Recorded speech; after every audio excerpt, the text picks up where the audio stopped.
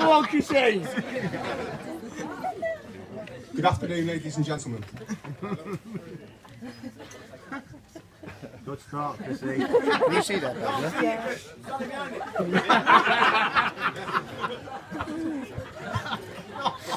To those of you who don't know me yet, my name is Chrissy Owen, as Daniel just introduced. Now, you may not be aware of the latest style of the best man speech currently trending on the internet. It's become very popular to either sing or rap the best man speech.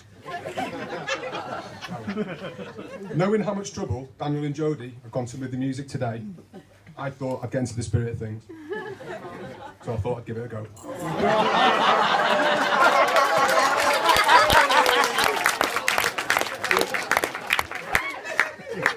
I apologise now, because I'm tone deaf and I've got absolutely no rhythm whatsoever. Anyway, here goes. It's Best Man and Joe's special day. At least it proves he's not gay. I'm the best man, Chris, and I'm here to take the... only joking. I can't...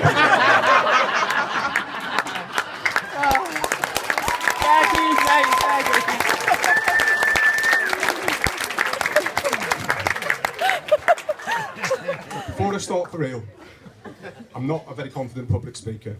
So if you see me looking down at this piece of paper again and again, it's not actually my notes, it's a picture of the massive drink I'm going to have as soon as this is over. 1 pint I've had today, can you believe that? Now, I know I'm expected to say this, but it really has been an honour to be asked to be Daniel's best man. He's a very popular person with many close friends, so when he asked me to do this job, I was extremely pleased and proud. I hope he can remember that sentimental moment when after a few beers, he wandered over, put his arms around my shoulder, belched a couple of times, and said, "Owens, as you know, I'm getting married. I've got to ruin somebody's day, so it might as well be yours."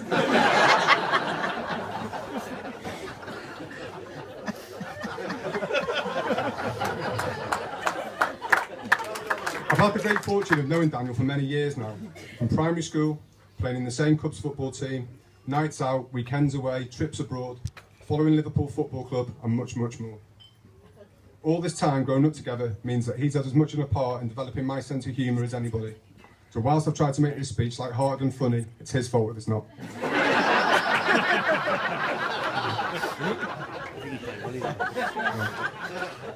Let me tell you a little bit about the beautiful couple that you see in front of you today.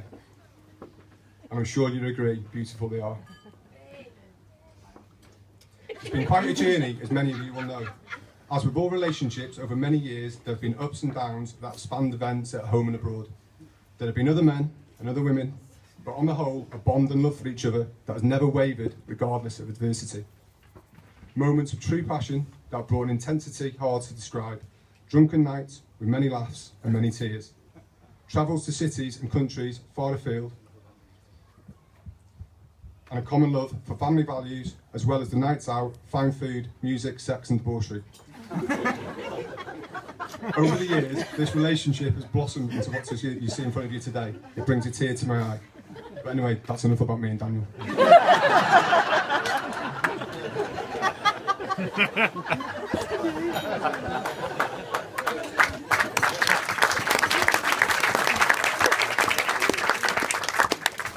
I have very fond memories of growing up with Spencer, Daniel. There's been a few reincarnations over the years, obviously.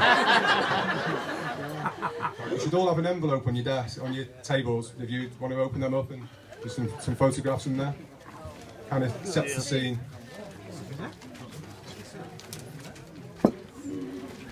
I thought I knew Daniel pretty well. I didn't know he was a gooner. No!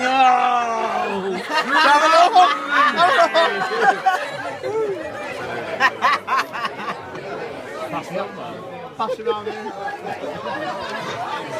Superman!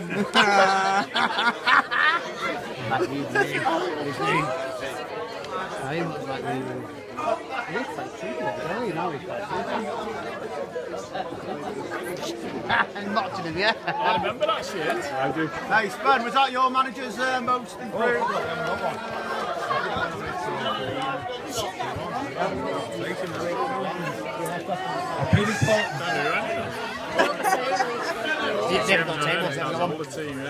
I've been his partner in crime on many a wild occasion. And in quieter times, a close confidant to whom he can tell almost anything. And I do mean anything.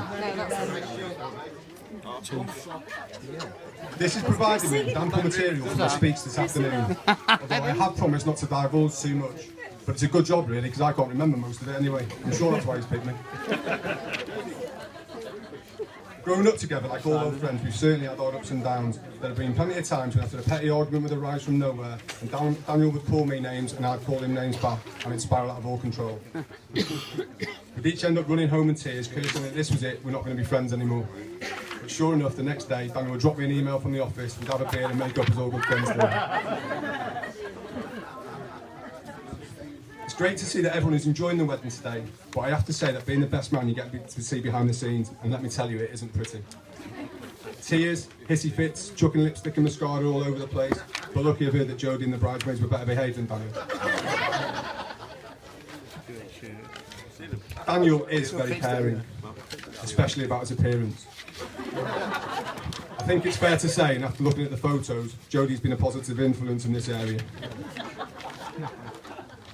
It's easy to see from today that Daniel, impeccably dressed, has always been an image-conscious sort of guy.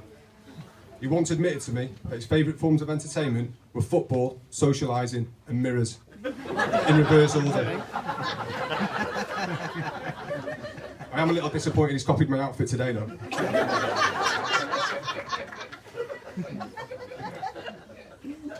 The build-up over the last few weeks has included sunbeds. Yeah, I forgot to turn mine on. Optimum time for stubble growth, eyebrows trimmed, gym sessions and a special diet. In fact, Daniel's had been on several diets, he couldn't get enough food intake on just the one. Quite clearly, no expense has been spared in creating this wonderful occasion for us all to enjoy. And by the way, please don't worry if you've heard any unusual noises during the speeches, it's only Daniel's wallet groaning in agony. I'm only joking. Daniel has always been carefree and generous spending money, mainly other people's. I'm sure there was a few nervous people in the room when he was announced he was getting married. I for one was scared to take the invite, thinking there's bound to be an IOU in there as well. He's not had much luck with money over the years, or money-making schemes. Only Daniel could have the good luck of being selected to appear on the TV show Deal or No Deal. And actually come away with a bigger barbell than he actually won. £10, that was meant to be taking us back to Vegas. Watch me in it as well. Good over that. Then there was a time he decided to buy and sell tickets on eBay. He got himself into a bit of a muddle, ended up selling premium tickets for less than he paid for them, and he still ended up a wanted man.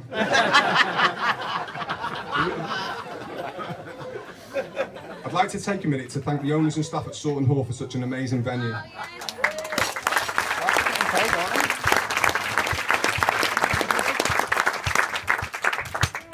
I can honestly say that Daniel and Jodie will be forever in your debt. And nearly £5 a pound, I think most of us will be too.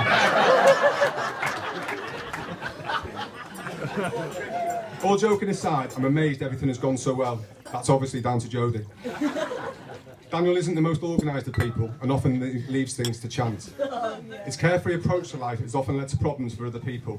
Just ask the close friends who travelled with us to Thailand, for example, or Dave and Gaynor, who have long suffered. You must be thrilled today he's got another set of parents to share that burden. Amazingly, he just seems to glide through life, often unaware of the carnage he's creating around him. It's quite a skill. One thing I have to say is Daniel has always put himself in the firing line, pushing us all to do things and taking on the responsibility of organising them and keeping everybody in touch. As a result of that, we've got an amazing group of friends that go back 30 plus years in some cases. He's a great friend to many and liked by everybody who's had the pleasure to get to know him. I've had the pleasure to get to know him better than most and can honestly say you're more of a brother than a friend, Daniel, and I love you dearly.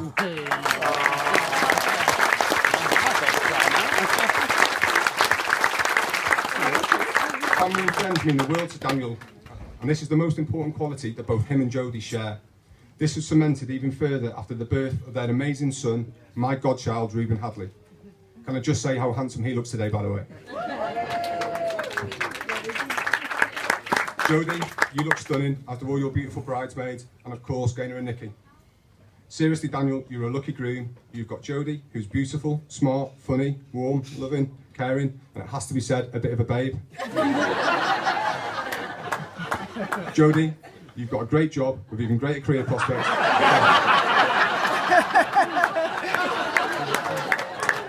So stay focused, and that should be some consolation after today.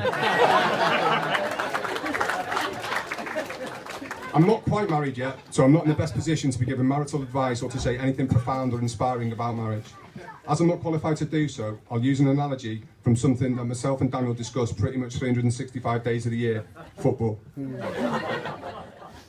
Marriage should always be like supporting a football team. Sometimes happy, sometimes sad, but always exciting for an hour and a half on a Saturday.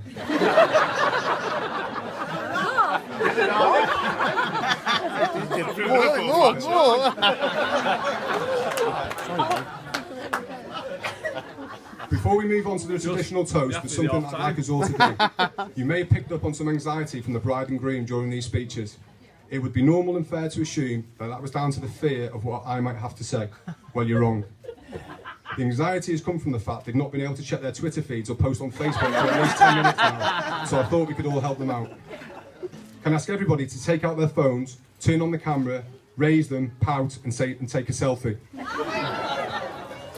Then during the day, with the permission of the bride and groom, could we post them on Facebook, tagging them in please, and adding a little message to mark the day. Right, come on everybody, join in. We'll do one per couple, are we? Yeah, we'll do one. Yeah. Like on a bed.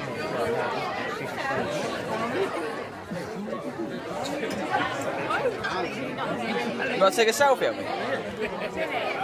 Oh, it's a handsome one. I wish. Huh?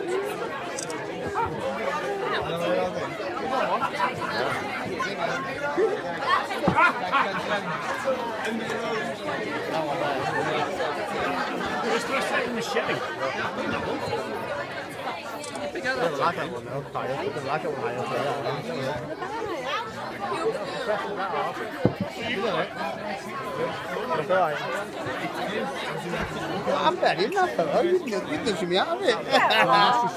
It's fine. Okay, so that brings me to the toast. I'd like to wish the happy couple well and toast their future happiness. Ladies and gentlemen, to the bride and groom.